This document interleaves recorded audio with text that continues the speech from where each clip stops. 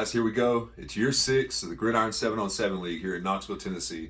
This is the Gridiron Report. I'm Tone Colston.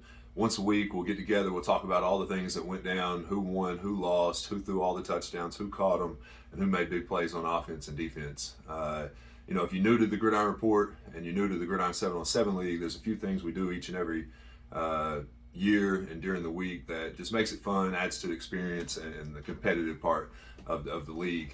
There's 3 divisions. We've got the high school division, we've got the varsity division, which is 8th and 9th grade, and we've got our JV division, which is 6th and 7th grade.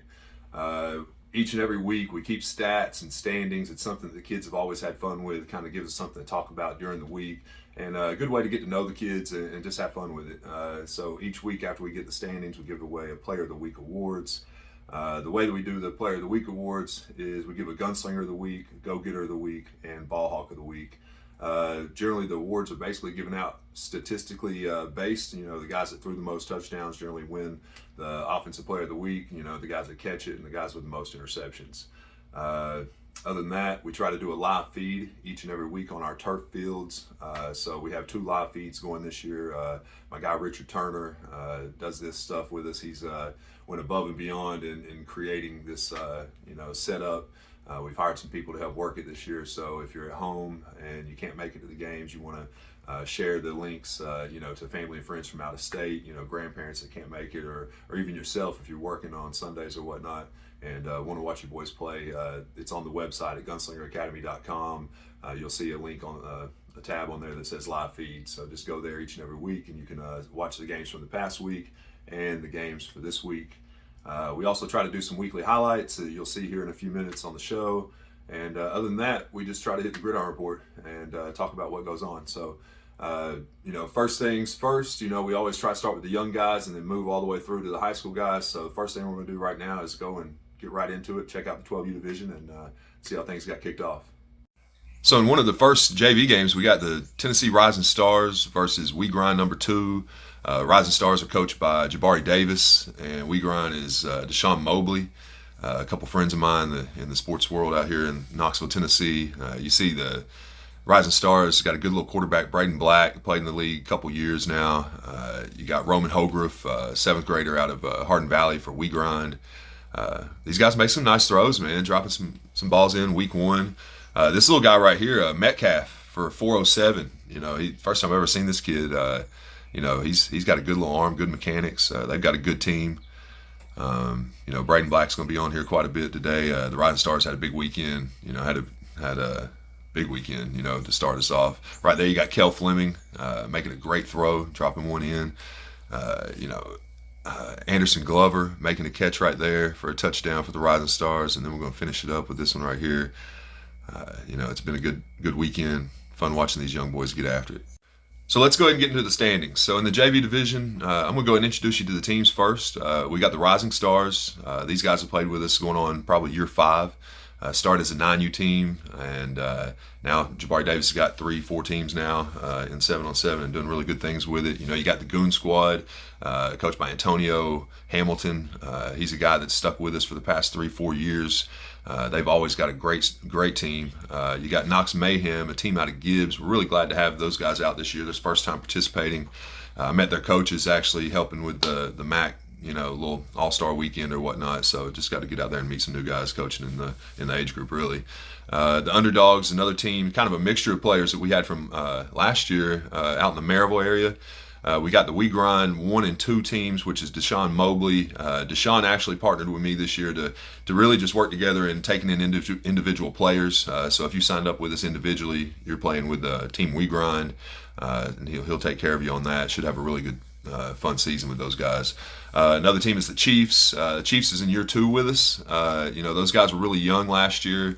And I think this year is going to be a really fun season for them. We got Team 407, another team out of the Northview Academy area. They're going to be special, man. I was talking about their quarterback earlier. I think they're going to have a lot of fun this year. Also, we got Bearden. Bearden, I think, won the whole thing last year in the JV division. It's always new faces, new groups. So, didn't have a great start this week. But, I know they're going to get better and have some fun with it. But when you're looking at the standings, guys, we got the Rising Stars at 3-0. They dominated. You got the Goon Squad, Knox Mayhem, Underdogs at 2-1. And then you got We Grind Chiefs, We Grind 407 at 1-2, and Bearden rounding it down at 1-3.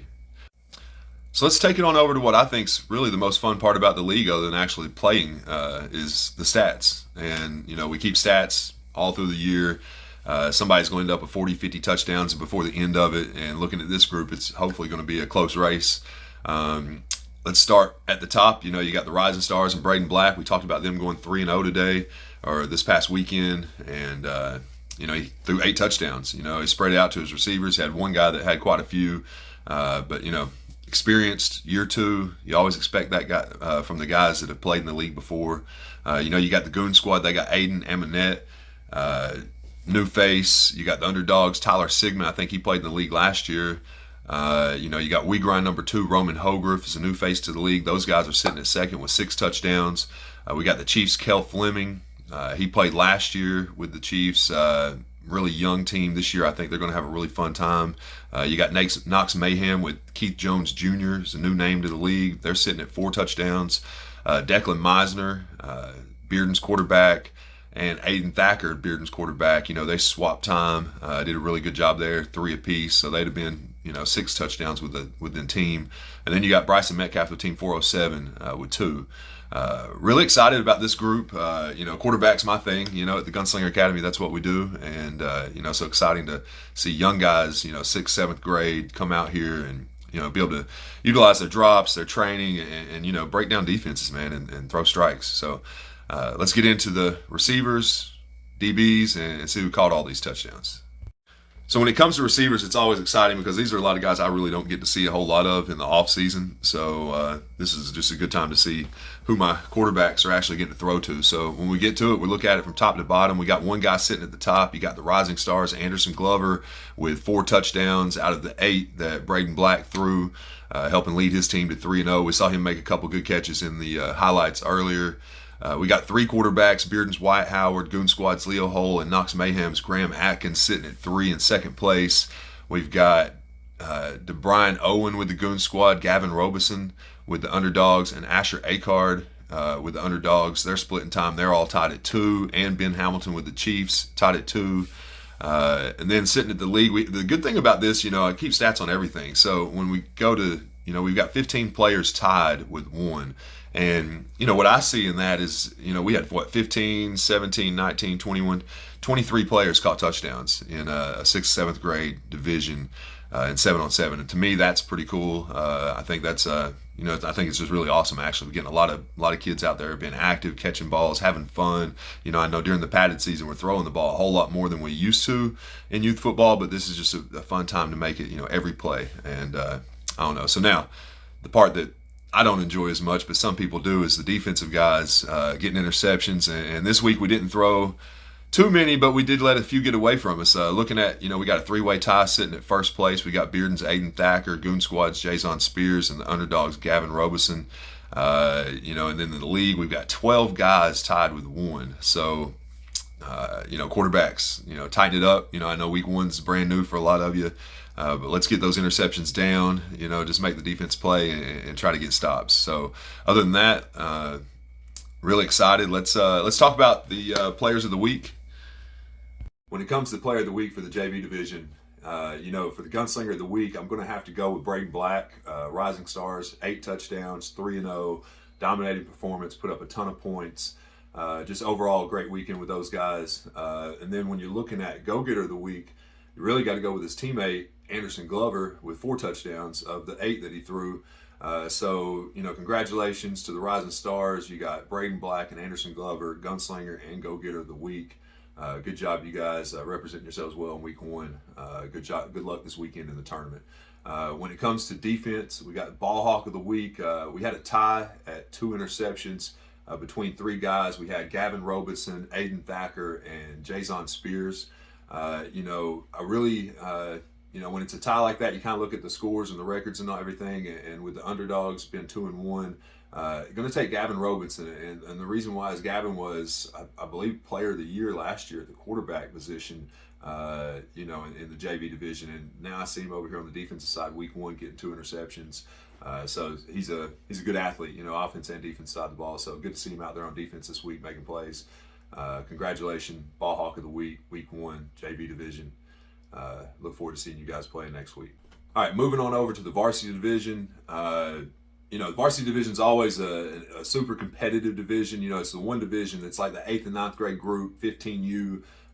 There's more travel teams in the 15U than there is any age division in it, other than the high school stuff.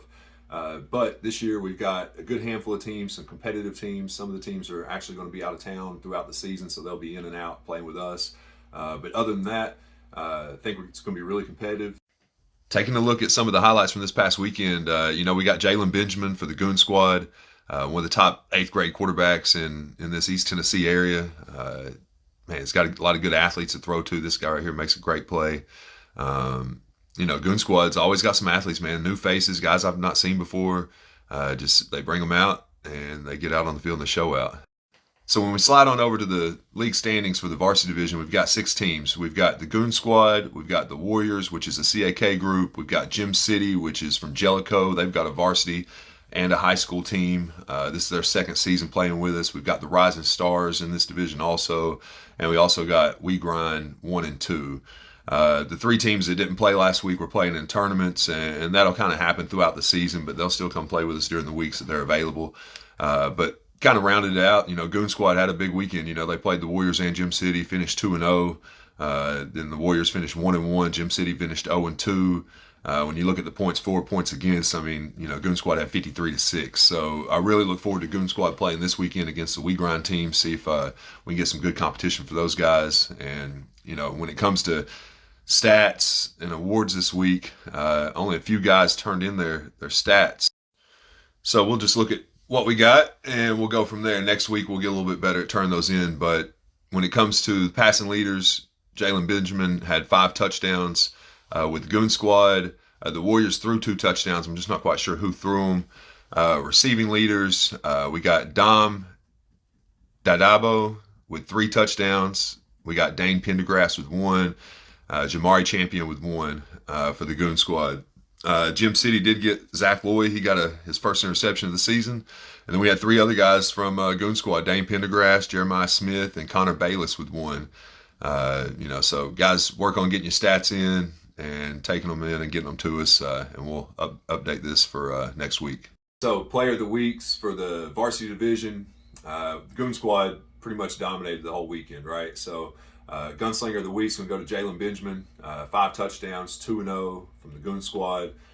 His top go-getter had 3 touchdowns. We got Dom Dadabo. I know I'm killing that name. I'm going to get it for next week. I promise you. I apologize. But he had 3 touchdowns.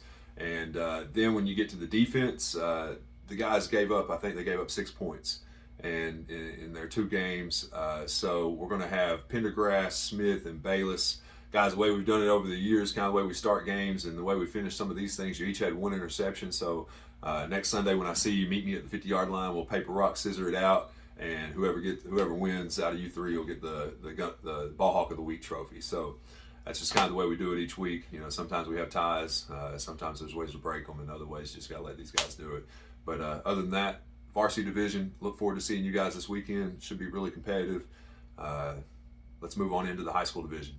So first game of the day, Seymour, TPT Truth. Interception here. Seymour comes right back. First play, interception. Then they finally get back into play in the game. You got Blake Johnson, quarterback, and Seymour with a nice throw here. TPT Truth, they got some nice athletes. Made some good throws. You got the Mud Dogs, Chattanooga Mud Dogs right here. Came up to play with us this week. They had a really good weekend. Got a really good team, some athletes. This big boy right here goes up and gets it for a touchdown. William Blunt, I really like their quarterback, big tall guy, big arm. It was fun watching him play throughout the day. Back up here on the turf, we got CAK and the Rebels.